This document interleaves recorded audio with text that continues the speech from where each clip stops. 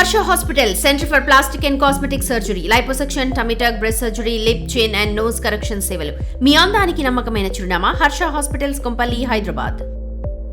వరకైతే వాళ్ళు బాగానే ఉండేది. ఇంకా ఆయననే మా పెద్ద అక్క మా అక్క చనిపోయినప్పుడు ఆయననే ముందుబడి ఇక తల్లి లేదు కదా నేనే చేసుకుంటా అన్నట్టుగా చేసుకున్నాడు.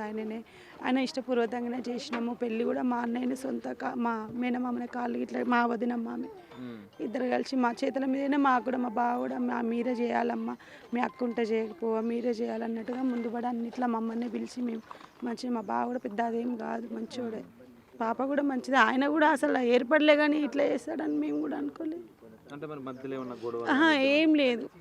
రీసెంట్గా పాప పుట్టినాక ఒక 1 month 15 daysకే ఇక బాలంతా అంటారు కదా, అట్లా వాష్రూమ్కి వెళ్ళింది, కింద పడితే చెయ్యి ఇరిగితే సర్వం ఆయననే చేసిండు. అబద్ధం ఎందుకని ఆయన మీద మొత్తం పిల్లలకి డైపర్ కాంచి మొత్తం తనే చేసిండు, మా అల్లుడే ప్రవీణే చేసిండు. అది సడన్గా ఇప్పుడు ఇట్లా అయింది. మొన్న పాపకు అన్నప్రసరణ చేపిస్తామని వచ్చిండ్రు. వస్తే మా అందరిని పిలిస్తే ఇదంతా ఎందుకమ్మా ఖర్చు వద్దు, ఇంట్లోనే చేసుకుందామని టెంపుల్లోనే చేయించిండ్రు. అదే చేయించుకొని ఈరోజు వెళ్తా పిన్ని అని అన్నది. గతం ఇవాళ అనంత లోకాలకి వెళ్ళిపోయింది.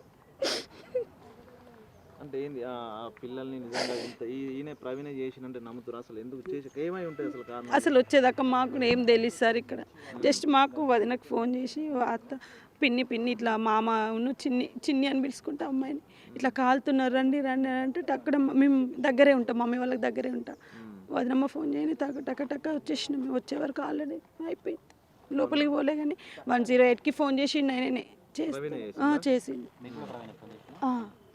మాకు వదినమ్మ ప్రవీణ్ మా వదినకు ఫోన్ చేస్తే వదిన నాకు చేసి మళ్ళీ తర్వాత ఒక 5-10 minutes తర్వాత నేను బయటకు వెళ్ళేటప్పుడు ప్రవీణ్ చేసి అత్త చిన్ని కూడా కాలుతుంది రండి అని అంటే టక మా సార్ని తీసుకొని మేము వచ్చేసినాం.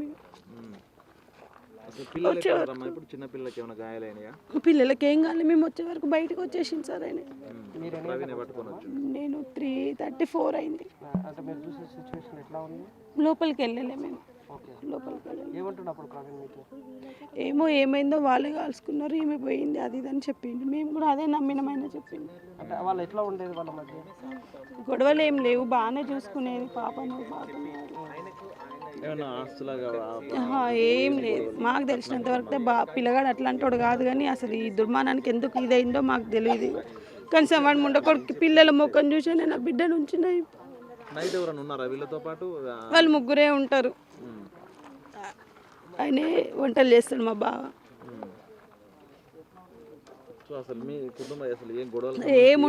ఏముండవు అసలు మా తరపున కానీ ఇప్పుడు మా బావ వాళ్ళ మమ్మీ వాళ్ళ సైడే కానీ ఏది ఉండదు. మా ఇంట్లో ఏది ఉన్నా ఆయననే చేసేది. ఇంట్లో ముందు వాడి పెద్ద కొడుకులాగా మాకు కూడా మా చిన్నప్పుడు మా నాన్న చనిపోయిన ముందు వాడు ఏమి చేసి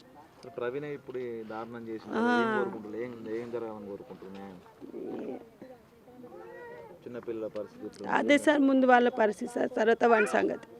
సో అలా చేసినాను అన్నాడు. ఇప్పుడు మీరు ఇట్లా సడన్గా మీ బావ ఇట్లా చేసిందనేసరికి మీకు ఏమనిపిస్తుంది? షాక్లో ఉన్నాం. ఆయన మంచోడని అనుకున్నాం మేము. ఇక్కడే మ్యారేజ్ అయింది మా అక్క వాళ్ళది కూడా ఇంటి దగ్గర. ఏ ఊరమ్మా మీ బావ వాళ్ళది? షాంపేట. ఏ షాంపేట? ఇక్కడే ఉంటుంది. ఇప్పుడు ఈ పిల్లల పరిస్థితి ఏందమ్మా? మరి చిన్న పిల్లలు కదా, ఏం చేయదలుచుకున్నారు? మేమే చూసుకుంటాం. అసలు మీ బావ చేసినది హత్య చేసినది అయితే చెప్పిండు కదా, ఏం న్యాయం కావాలి, ఏం కోరుకుంటున్నారు మీరు? మీ అక్క చనిపోయింది, మీ నాన్న చనిపోయారు, ఆయనకు శిక్ష పడాలి. మరి ఇంత చిన్న పిల్లల్ని పెట్టుకొని అలా చేసినందుకు పిల్లలకు న్యాయం జరగాలి. అంతే, పిల్లలకు న్యాయం జరగాలి. చిన్నప్పుడు మీ నాన్న పెంచిన మిమ్మల్ని? మా డాడీ పెంచింది. మా డాడీ ఇంకో మ్యారేజ్ కూడా చేసుకోలేదు. ఎంతమంది మీరు? ముగ్గురం. నేను చిన్నామని, పెద్దక్క చనిపోయింది, ఇంకో అక్క మ్యారేజ్ అయింది. మరి మా డాడీ ఏం చేసిందో తెలియదు, ఆయన ఎందుకు చంపిందో కూడా తెలియదు మా డాడీని. పెళ్లి దగ్గర నుంచి ఏమైనా కట్నం కోసం కానీ వేధింపులు ఏమైనా చేసి? అట్లాంటివి ఏం లేవు అసలు. మీతో ఎట్లా ఉంటాడు మీ బావ? కట్నం కూడా అడగలేదు వాళ్ళు, కానీ మా డాడీ బంగారమును కట్నం కొన్ని ఇచ్చిళ్ళు డబ్బులు. ఎట్లా ఉంటాడు మీతోనే? మాతో బాగానే ఉంటాడు. ఊరికే అనేవాడు తల్లి లేదు పిల్లలు అని మంచిగా అనేటోళ్ళు, కానీ వీళ్ళకి ఇట్లా చేసిండు. మరి ఆయనకి ఎందుకు అట్లా ఆలోచన వచ్చిందో తెలియదు. మీరు ఎప్పుడన్నా పండుగలకు వచ్చినప్పుడు ఏమన్నా గొడవలు జరిగినట్టు మీ నాన్న ఏమన్నా మీరు చెప్పేదా ఇట్లా జరుగుతుందని? వాళ్ళిద్దరి మధ్యలోనే ఉండేటి, మా దాకా తీసుకొచ్చేవాళ్ళు కాదు. మీ అక్కతో మీరు కమ్యూనికేషన్ ఉంటాం? ఏం చెప్పేది కాదు, బాగానే ఉండేవాళ్ళు. తెలియదు ఇక వాళ్ళిద్దరి మధ్యలో ఏమైతే మీరు వచ్చిన తర్వాత మీ బావ మీకు ఇక్కడ కనిపించిందా? కనిపించింది. ఏమన్నాడు ఆయన? ఆయన ఏం మాట్లాడలేదు. ఆయన చుట్టూ పోలీసులే ఉన్నారు. ఏం మాట్లాడనివ్వలేదు మమ్మల్ని. మీకు ఎవరు చెప్పారు జరిగినట్టు పొద్దున? మా రిలేటివ్స్ ఫోన్ చేసి చెప్పిళ్ళు. నువ్వు ఎక్కడ ఉంటావమ్మా? నేను ఇక్కడ భీమవరం దగ్గర. సో మా ప్రవీణ్ తరపు వాళ్ళు ఏమన్నా బంధువులు ఏమన్నా గొడవలు జరిగినాయి ఇదివరకు వాళ్ళ లేదు. తరపు నుంచి? లేదు, వాళ్ళ మమ్మీ కూడా వచ్చింది వెళ్ళిపోయింది. మరి ఇట్లా జరిగిందని ఏం అనలేదు. ఎలా అని ఏం పట్టింపు కూడా లేకుండా వచ్చింది, ఆడ కూర్చున్నది వెళ్ళిపోయింది. ఇప్పుడు అన్ని ఇక మా మీదనే చేసినట్టు. ఇక ఇప్పుడు మీకు తల్లి లేదు, ఇప్పుడు ఈ పిల్లలకి తల్లి మేము వాళ్ళకి లేకుండా మేము మరి ఏం చూసుకుంటాం. చేద్దాం అనుకుంటారు? మేము పెంచుకుంటాం. అనాథాశ్రమంలో అయితే అసలు వేయం మేము. ఎవరు చెప్పారు అనాథాశ్రమం ఏమని చెప్పి? ఆయననే చెప్పిండంట. మీ బావ ప్రవీణ్ మా బావ అన్నాడంట చూసుకుంటే వాళ్ళ చెల్లెలు చూసుకోవాలి, లేకపోతే అనాథాశ్రమం లేయండి ఎవరు చూసుకోపోతే అని అన్నారంట. కనీసం చంపినానే పచ్చదం ఏం లేదా మీ బావలో? ఏం లేదు, నవ్వుతున్నాడంట. ఇలా చెప్పేసి నవ్వి అయిపోయింది ఇంకేం చేస్తారు అనుకుంటా అన్నాడంట. ఏం న్యాయం కావాలి మీకు? సరే ఇవాళ మీ అక్క చనిపోయింది, మీ నాన్న చనిపోయింది, ఆయనకైతే శిక్ష పడాలి, పిల్లలకి మంచి జరగాలి, వీళ్ళకి న్యాయం జరిగేటట్టు చూడాలి చాలు. ఇంకా కడిపికొండలోని రాజ్య గృహకల్పలో భార్య మామను అతి కిరాతకంగా హత్య చేసిన ప్రవీణ్ ప్రస్తుతం పోలీసులు అదుపులోకి తీసుకున్నారు. అసలు హత్య గల కారణాలపై విచారణ జరుపుతున్న పరిస్థితి. ఇక రాజ్య గృహకల్పలో గత వారం క్రితమే ఇక్కడికి వచ్చి ఆ 6 నెలల పాపకి అన్నప్రాసన చేశారు. అంతలోనే ఈ ఘాతుకానికి ప్రవీణ్ పాల్పడడం స్థానికులు ఉన్నారు. So Gruhakalpa colony president Praveen గారు, అసలు ఏం జరిగింది కుమార్ గారు అసలు ఇక్కడ? సార్, ముందుగా మీ మీడియా మిత్రులకు మాకు నమస్కారం. మేము కనివిని ఎరగని రీతిలో మేము ఈ వయసుకు వచ్చినాం. ఇవాళ మేము పరిశానలో డైనమాలో పడతా ఉన్నాం. ఎవరి నమ్మాలో ఎవరు నమ్మద్దు అన్నటువంటిది దిక్సూచిగా కనపడతామని చేసినటువంటి ప్రవీణ్కు చేసినటువంటి ప్రవీణ్ చాలా దుర్మార్గత్వం, మంచిది కాదన్నటువంటిది అనుకుంటా ఉన్నాం. మేము రాత్రి వెళ్ళి ఒక వృద్ధాప్యం ముసలమ్మ చనిపోతే మేము 9-10 అయింది రాత్రికి. మేము ఆమె దాన సంస్కారాలు చేసి వచ్చినాం. వాళ్ళ ఇష్టతోటి మేము నిద్రిస్తూ ఉన్నాం. నిద్రించే సమయంలో 4 గంటలకి మాకు ఫోన్ వచ్చింది, ఇక్కడ కాలుతా ఉన్నది అని చెప్పేసరికి మేము వచ్చినాం. వచ్చేసరికి ఆల్రెడీ పోలీసు బృందం ఉన్నది, సిఐ గారు, ఎస్ఐ గారు వాళ్ళందరూ ఉన్నారు. వచ్చినామన్నా పెద్ద మనిషి అయిందని అంటే అవును సార్ అంటే లోపల తీసుకెళ్ళి చూడండి అయిందనంటే వాసన వస్తూ ఉన్నది, పొగలొస్తూ ఉన్నది. అప్పటికి ఖాళీలు చనిపోయిన వాళ్ళు ఆ కింద ఉన్నటువంటి మెత్తలు కానీ ఇంకా బట్టలు కానీ ఆ పొగ వస్తూ ఉన్నది, వాసన వస్తూ ఉంటే దస్తీలు అడ్డం పెట్టుకొని మేము లోపల పోయి చూసినాం. చూసేసరికి మరి ఇట్లా చనిపోయినరా, మరి కిరోసిన్ పోసుకున్నాడో లేకుంటే డీజిల్ పోసుకొని చనిపోయేటప్పుడు మీరంతా ఒక్కదానిలోనే ఉన్నారు కదా, మరి నువ్వు మందలియలేదా, మాట్లాడలేదా, మరి నువ్వు కేకలు వేస్తారు కదా అయిందంటే దానికి సమాధానం లేదు. ఒకవేళ డీజిల్ పోసుకున్నాడు, పెట్రోల్ పోసుకున్నట్టే క్యాన్లు వెతుకోమని పోలీసు వాళ్ళు చెప్పారు. మేము కూడా చెప్పాం, ఆ క్యాన్ లేదు, అక్కడ ఏమి ఉన్నటువంటి పరిస్థితి లేదు. మరి ఎందుకు జరిగిందనంటే అదంతా అయిపోయిన తర్వాత ఎదుటి వాళ్ళను డోర్ కొట్టిండట ఆయన. డోర్ కొట్టి లేపిండట, ఇట్లా చనిపోతా ఉన్నారు అయిందని. అప్పుడు డోర్ కొడితే అంటే కంప్లీట్ అయిపోయిన తర్వాత ఈ ఎదుటిన్నటువంటి అతను ఇట్లా డోర్ తీసి లోపల చూసేసరికి వాళ్ళు ఆల్రెడీ చనిపోయి ఉన్నారు.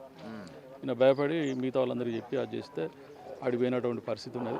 కిందికి వచ్చి వాళ్ళ చుట్టాలను వీళ్ళని పోలీసు వాళ్ళు అడిగారు. మిగతా వాళ్ళందరూ మమ్మల్ని కూడా అడుగుంటే మేము కూడా అడిగాం. వాళ్ళందరినీ వాళ్ళ మరదన్లను కానీ వాళ్ళ చిన్నత్తమ్మను కానీ వాళ్ళ కుటుంబ సభ్యులందరినీ అడిగితే మంచి వ్యక్తి, చాలా నైస్ పర్సన్, బుద్ధిమంతుడు, తెలియకల్లోడు అనేది మార్కులు వేయడం తప్ప ఇట్లాంటి ఒడిగొట్టుకుంటాడు అన్నటువంటిది వాళ్ళు ఊహించని విధం. మేము కూడా వాళ్ళు చెప్పినటువంటి పద్ధతులు మేము కూడా అనుకోలే.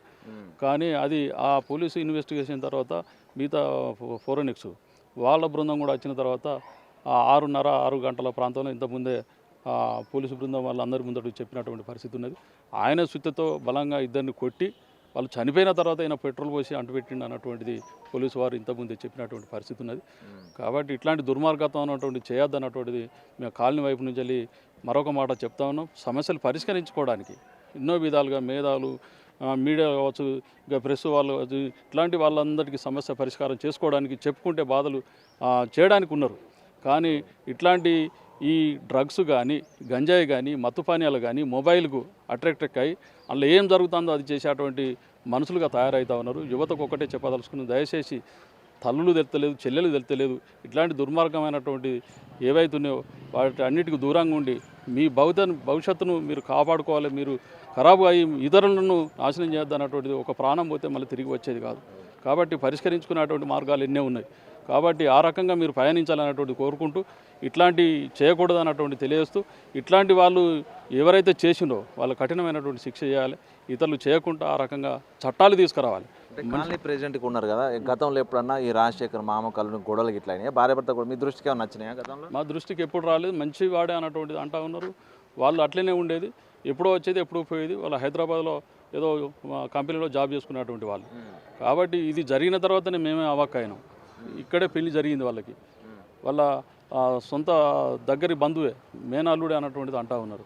మరి మేనల్లుడే మేనరికానికి సంబంధించిన దగ్గరోడే అన్నటువంటిది నమ్మినటువంటి పరిస్థితిలో ఇవాళ ఎవరిని నమ్మాలో ఎవరిని నమ్మద్దు అన్నటువంటిది ఈ ఘటన జరిగిన తర్వాత అసలు ఈ సమాజం ఎటుపోతుంది అన్నటువంటి మేము అవాక్ అవుతా ఉన్నాం. కాబట్టి యువత ఇట్లాంటి వాటికి దూరంగా ఉండాలన్నటువంటి తెలియజేస్తూ మీ భవిష్యత్తు మీ కుటుంబాన్ని మీ చేతిలో ఉంటుంది, మీరు కాపాడుకోవాలన్నటువంటి మంచి మార్గంలో నడవాలని మరొకసారి మేము అందరికీ యువతకు దండం పెట్టి మా కమిటీ వైపు నుంచి తెలియజేస్తాం. ఈ రాజశేఖర్ ఆ మామ ఏం చేస్తారు అసలు? ఆయన ఇక్కడ ఏం చేసి పోషిస్తారు కుటుంబాన్ని? ఆయన ఆటో నడుపుకునేటువంటి వాడు, ఆయన వరకు ఆయన పోషణ చేసుకునేటువంటి వాడు, అట్లాగే వంటలు చేసేటువంటి వాడట.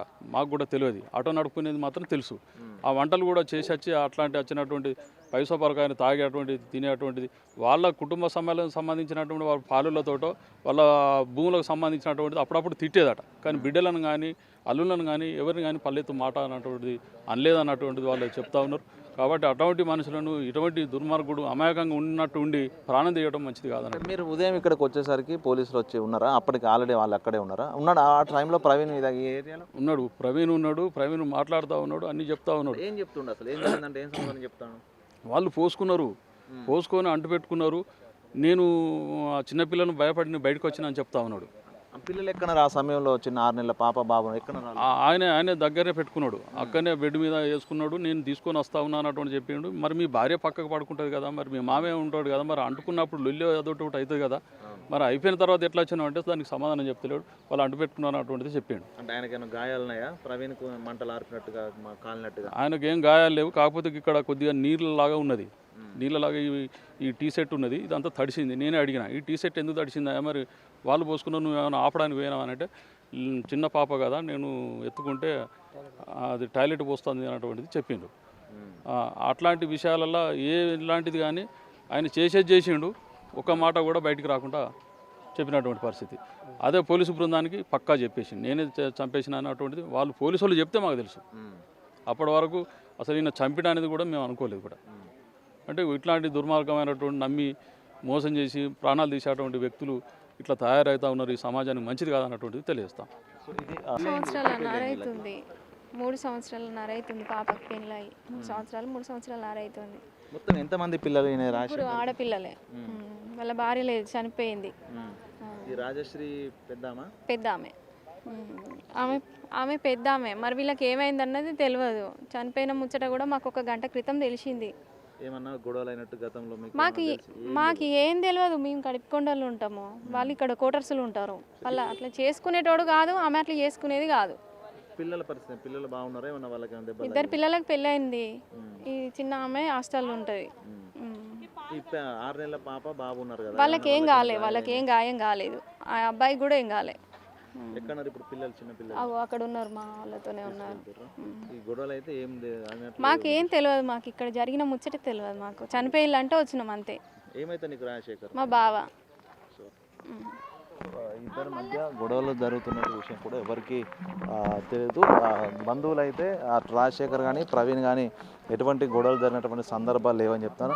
అమ్మ ఏంది అసలు రాజశేఖరు అల్లుడికి మామూలు ఎప్పుడన్నా గొడవలు జరిగినాయా? మీకు ఏమన్నా తెలిసినాయా? గొడవలు అంటే ఏం కాలేదు. ఇప్పటివరకు అయితే ఏం గొడవలు జరిగి మంచిగానే ఉండేది. వాళ్ళు వచ్చినప్పుడైనా మంచిగా మామూలు అందరు వాళ్ళు తాగడం చేయడం అంతా ఉండేది. అంటే అబ్బాయి తాగకపోయేది, మా అమ్మకైతే తీసుకొచ్చి ఇచ్చేది వాళ్ళకి అంతే. ఏం పని చేస్తారు రాజశేఖర్? ఆటో డ్రైవింగ్, కుకింగ్ చేస్తారు. ఫంక్షన్లు అయితే మామూలుగా. ఎంతమంది వస్తుంది పిల్లలు? 3 ఆడపిల్లలు. మంచిగానే ఉండేదా? అందరు కలిసి ఉండేది. అసలు ఎప్పుడు వచ్చింది ఇక్కడికి ప్రవీణ్ ఇంటికి? ఒక 15 డేస్ బ్యాక్. అంటే ఫస్ట్ ఒక 1 మంత్ వరకు ఉన్నారు. అమ్మాయికి కొంచెం హెల్త్ బాగాలేకుండే, చేయి ప్యాచర్ అయి ఉంటే ఇక్కడే ఉన్నారు కొద్ది రోజులు ఉండి, మళ్ళీ తర్వాతకి వెళ్ళి ఒక 15 తర్వాత ఇక్కడికి వచ్చిళ్ళు.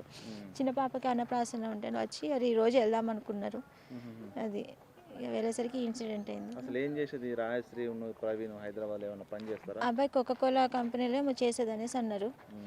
అది ఈ అమ్మాయి హౌస్ వైఫే, చిన్న పిల్లలు పట్టుకొని ఉండేది. ఇప్పుడు ఈ పిల్లల పరిస్థితి ఏంది? ఎవరు చూస్తున్నారు మరి? అది నాకు తెలియదు. ఎందుకంటే మేము అంటే మామూలుగా వస్తాము, చూస్తాము, వెళ్తాం. కాకపోతే పిల్లల పరిస్థితి అంటే ఇప్పుడు ఆ అబ్బాయి అనుకుంటే వెళ్ళిండంట, మరి అనాథాశ్రమంలో వదిలేసేయండి అనుకుంటే వెళ్ళిండంట. మరి మనకు ఇంకా పూర్తి డీటెయిల్స్ తెలియదు. అంటే ప్రవీణ్ గతంలో ఎప్పుడైనా గొడవ పడ్డట్టు తెలుసా మీకు? ఎప్పుడు పడలేదు, ఏం లేదు. ఫ్రీగా ఉండేది, మంచిగా మాట్లాడేది వాళ్ళిద్దరు కలిసి కూడా. ఏంటి రిలేషనా? మేనరికం పెళ్ళేనా వీళ్ళు? దూరపు చుట్టాలు. ఎక్కడ వీళ్ళ ప్రవీణ్ వాళ్ళ సొంతూరు? మల్కాజ్గిరి అంటే మంచనగిరి షాయంపేట అసలైతే, కాకపోతే వాళ్ళు ఉండేది మాత్రము హైదరాబాద్ మల్కాజ్గిరిలో ఉంటారు.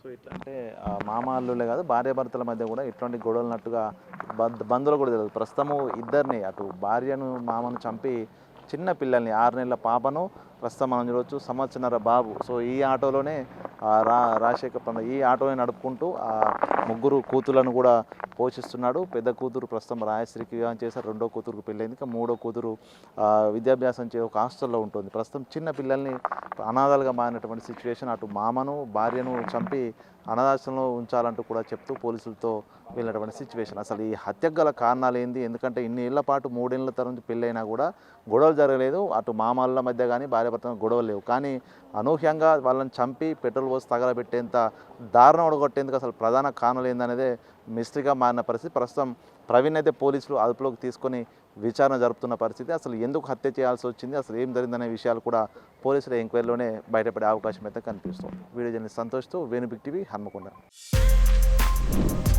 For more videos like this, subscribe Big TV channel.